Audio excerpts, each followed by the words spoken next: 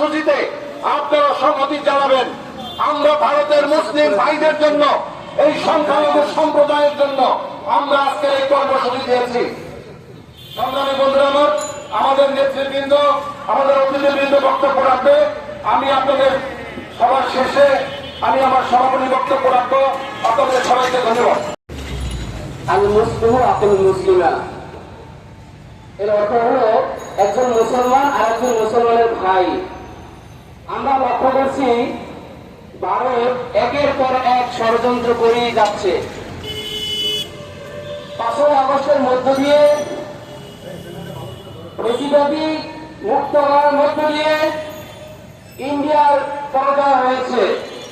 তারা এখন তাদের এই পরাজয় মেনে নিতে পারে না। আপনারা জানেন, একটি রাষ্ট্র আরেকটি রাষ্ট্রের সাথে সম্পর্ক থাকে, এটা হয় সম্পর্ক। কিন্তু একটি রাষ্ট্র আরেকটি দলের সাথে কখনো সম্পর্ক থাকতে পারে না। আপনারা জানেন, যারা পরাজিত শক্তি তাদেরকে তারা মেনে নিতে পারে নাই, তাদের পরাজয় তারা মেনে নিতে পারে নাই। এরপরে তারা আমাদেরকে বিভিন্ন সময় সবক দিয়ে যায়। আমাদের বাংলাদেশে নাকি হিন্দু নির্যাতন হয়।